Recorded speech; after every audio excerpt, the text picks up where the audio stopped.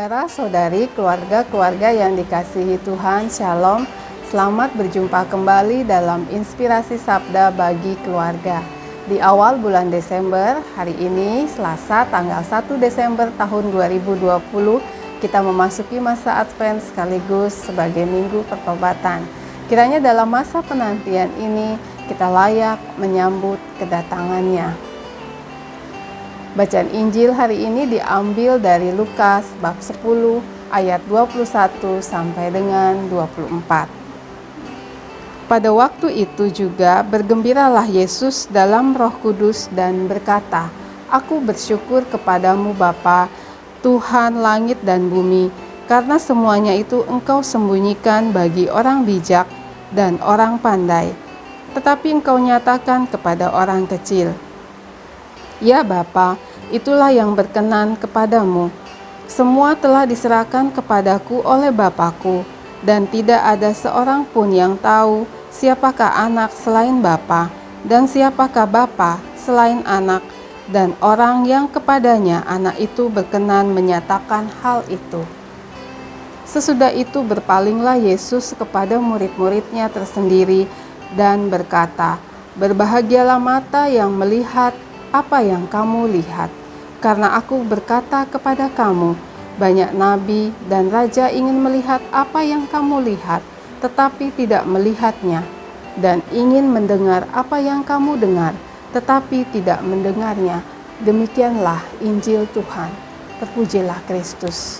Bacaan Injil menyatakan bahwa Yesus mengucap syukur pada Bapanya saat ke-70 muridnya kembali dari perutusan yang Ia berikan.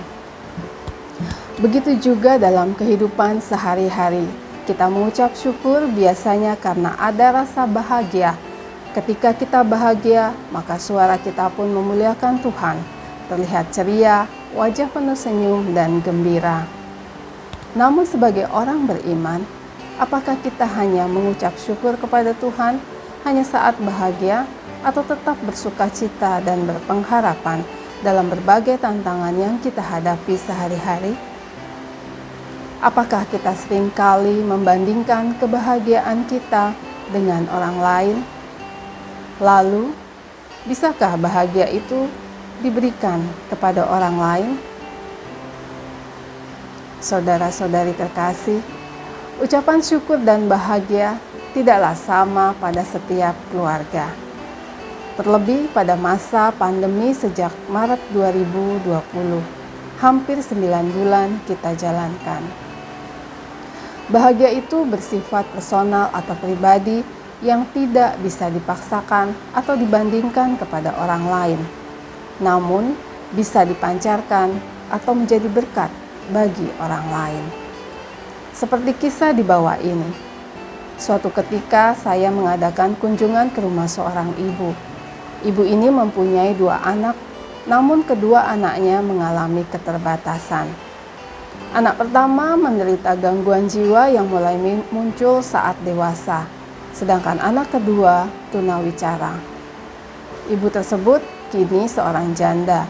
Walaupun sebelum menjadi janda, kehidupan rumah tangganya tidak harmonis. Ditinggal suami menikah siri dan masih merawat suami yang kembali ke rumahnya dengan menderita stroke hingga akhir hayatnya. Bahkan masih mau membantu membiayai sekolah anak tirinya dari hasil perselingkuhan suaminya. Dari kisah tersebut, bagian mana yang membuat ibu itu bahagia? Bagi kita, tampaknya tidak ada kebahagiaan yang dapat ibu itu rasakan. Tapi, apakah benar begitu? Ternyata tidak. Ibu itu masih mengucapkan syukur bahwa ia masih diberikan kesehatan untuk mampu merawat anak-anak dan suaminya saat sakit hingga akhir hayatnya. Memiliki rumah yang cukup layak untuk dihuni, dan bersyukur anak tunawicaranya masih mau membantu pekerjaan rumah ketika ibu itu bekerja sebagai guru taman kanak-kanak. Sampai saat ini saya masih teringat satu kata yang ibu ucapkan dan menjadi penyemangatnya. "Mbak, saya harus kuat. apapun masalah yang saya hadapi dalam keluarga saya. Dari kunjungan saya tersebut, kiranya kita juga turut belajar bahwa untuk menjadi bahagia, kita harus memiliki pengharapan bahwa rencana Tuhan adalah baik, tidak memaksakan segala sesuatunya berjalan sesuai keinginan kita atau membandingkan dengan kesuksesan orang lain. Tetapi hendaknya dimampukan untuk tetap bersyukur atas berkat yang sudah Tuhan berikan pada keluarga kita setiap hari, walaupun dalam hal-hal yang sederhana, seperti kesehatan yang kita terima hingga saat ini. Sehingga dengan mengucap syukur, kedamaian hadir di hati, kebahagiaan yang kita rasakan terpancar serta menjadi berkat bagi anggota keluarga. Selaras dengan surat Rasul Paulus kepada umat di Tesalonika 1 bab 5 ayat 16-18.